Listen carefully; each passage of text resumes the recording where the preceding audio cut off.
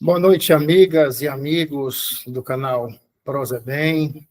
Bem-vindas e bem-vindos aqui a mais um encontro do nosso NEP. O NEP, que é o Núcleo de Estudo e Pesquisa do Evangelho. E nós nos encontramos estudando o Evangelho de Lucas, no seu capítulo 8.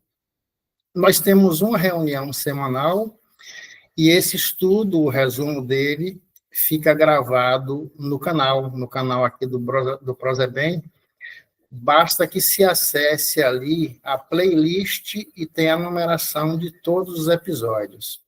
Hoje nós vamos continuar estudando a parábola do semeador, que é conhecida como a parábola das parábolas, tal a sua beleza e a sua importância.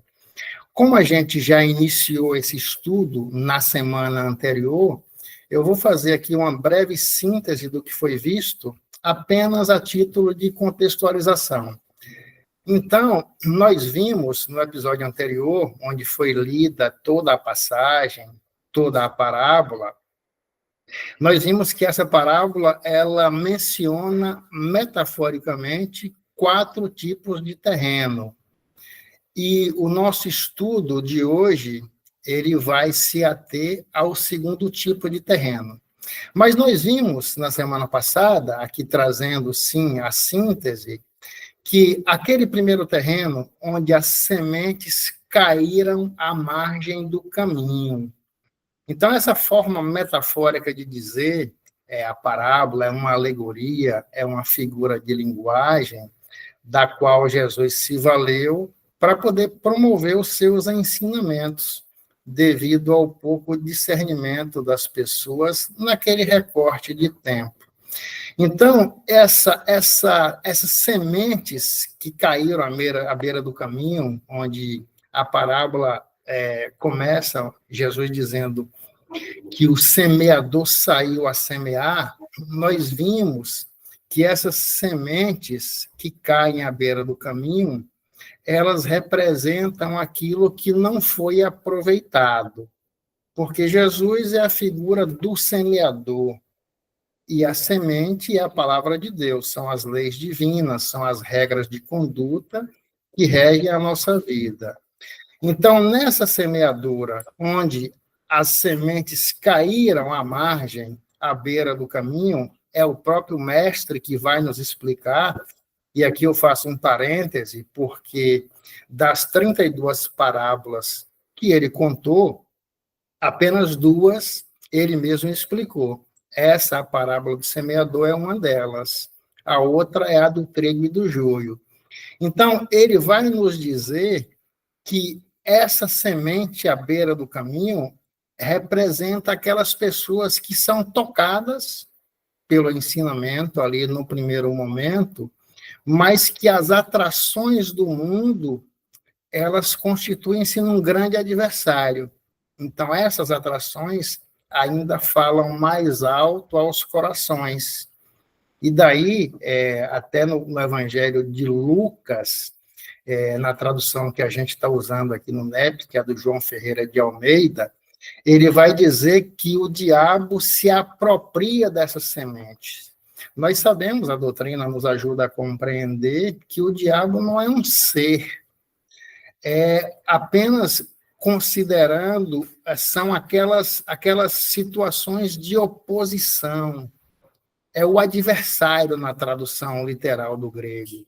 Então, tudo aquilo que é adversário à lei divina nos desvia do caminho, e nesse sentido é considerado o diabo.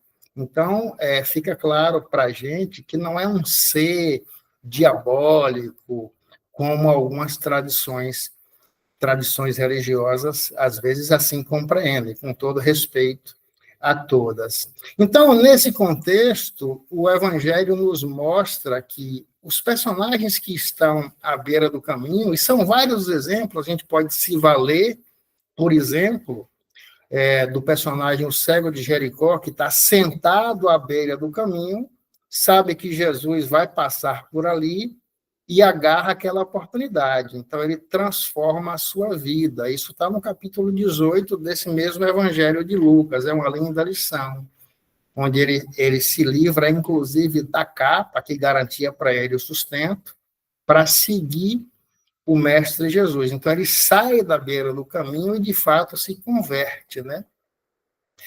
E interessante, porque na sequência, esse capítulo 18, que eu mencionei agora, que fala da passagem do cego de Jericó, vem a passagem onde é dito que Jesus entra em Jericó e vai passando.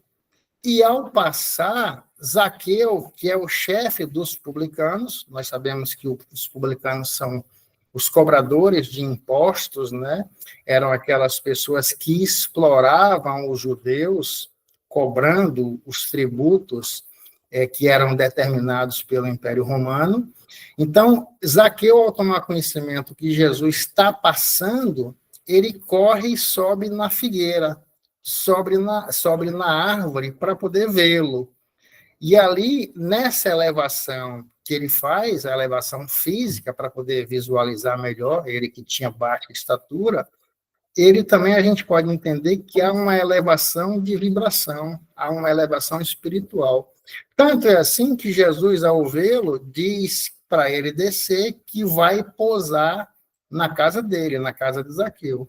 E já na casa de Zaqueu é onde tem aquele belo diálogo, onde Zaqueu se vê profundamente tocado pela presença do mestre e diz que vai doar metade dos seus bens e vai indenizar em quádruplo, ou seja, 4 vezes mais a todos aqueles a quem ele tenha prejudicado.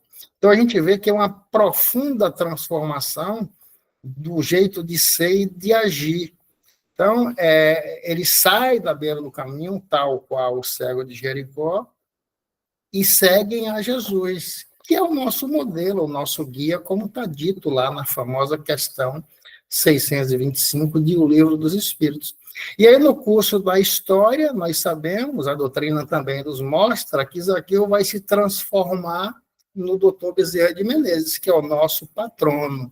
Então, essa autotransformação que começa lá atrás, há mais de 2.000 anos, vai culminar, vai resultar nesse ser de altíssima envergadura que é o Bezerra de Menezes. Então, a gente percebe que cada personagem do Evangelho, ele traz um exemplo. Quando Jesus se dirige àquelas pessoas, àqueles personagens, ele está falando conosco, falando com os nossos perfis psicológicos, falando com os nossos arquétipos.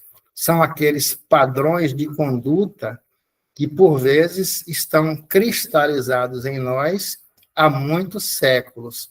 Então, feita essa contextualização, e entrando, de fato, no estudo do versículo de hoje, que é o versículo 6 da parábola, está dito que outra parte da semente caiu sobre as pedras, e, tendo crescido, secou, porque não havia umidade. Então, a gente percebe que ali é uma terra sem adubo, sem umidade. É uma terra hostil. Daí a semente ter secado. É um solo bastante difícil. Então, nós podemos compreender, e é o próprio mestre que também vai explicar nessa passagem mais adiante, conforme está posto no versículo 13, ele, em conversa com os seus discípulos, vai explicar toda a passagem. E ele diz que essa semente que cai nessa pedra, que tem pouca terra e que seca, que representa aquelas pessoas que, num primeiro momento, se interessam pelos valores espirituais, que ouvem, que veem, que se encantam, mas que depois tudo seca, tudo desmorona. Então, por que isso acontece? Porque o coração ainda é muito duro, muito petrificado, muito cristalizado. E essas sementes do evangelho não encontram um campo para germinar. Não há fertilidade, o sentimento ainda não desabrochou. E por quê? Tem pouca terra, começa a nascer e logo seca. Nós podemos tomar como exemplo aqui na nossa doutrina, no nosso movimento espírita, é alguém que se encanta por uma palestra, por um livro ou por um filme, Daí surge o interesse, deseja conhecer mais, mas a vontade ainda é frágil. Um simples obstáculo e vem a desistência, porque o coração ainda não está adubado, de fato, por essa vontade, pelo sentimento, a terra representando o sentimento. Então, é aquela pessoa que começa a frequentar uma casa espírita ou outra filosofia e abandona, propõe-se a um estudo e inicia uma tarefa fraterna e deixa pelo caminho, pelos motivos mais variados. Então, são pequenas pedrinhas que surgem e atrapalham o progresso. Qualquer provação joga pelo ralo todo o trabalho. Quantas vezes nós vivenciamos isso das nossas vidas? Então, muitas vezes, até o nosso orgulho da gente não ter as nossas sugestões acatadas em determinados grupos, onde nós nos propomos a participar, muitas vezes aflora uma vaidade, surgem as discussões fúteis, preocupações mais com a forma do que com a essência, e essas são as pedras que impedem. E aí a nossa vontade, ainda frágil, ainda incipiente, termina por nos fazer desistir. E essas pedras matam a semente no seu nascedouro. Então, a pouca terra aí da passagem, a pouca umidade, fala de um sentimento ainda muito superficial, muito frágil, muito volátil, muito incipiente. E só a ação do tempo, que por vezes vai trazer o adubo da dor, como nós temos conhecimento através de Emmanuel, ele, no livro Ceifa de Luz, classifica a dor como a mestra divina. Então, é essa dor que vai desenvolver as fibras necessárias para o cultivo dessa semente, nessa infinita jornada que é a vida. E é interessante porque, fazendo um paralelo com o Evangelho segundo o Espiritismo, no seu capítulo 6, o Cristo Consolador, essa parte magnífica do Evangelho, no item 7, o Cristo se apresenta como o médico das almas e diz que vem trazer o remédio que nos há de curar. Curar de quê? A gente pode entender que é curar a nós todos desses elementos que atrapalham a germinação do sentimento, atrapalham a fluidez do amor. Então, nós podemos encarar esses elementos como pedras. E que elementos são esses que ele menciona lá no item 7? Ele vai dizer que Deus nos dirige um apelo para que eliminemos das nossas almas a impiedade, o erro, a mentira e a incredulidade. Então, eliminar a impiedade, eliminar a falta de piedade, ou seja, agir com misericórdia. Eliminar o erro. O erro é o pecado tão dito, tão falado em várias filosofias, em várias religiões.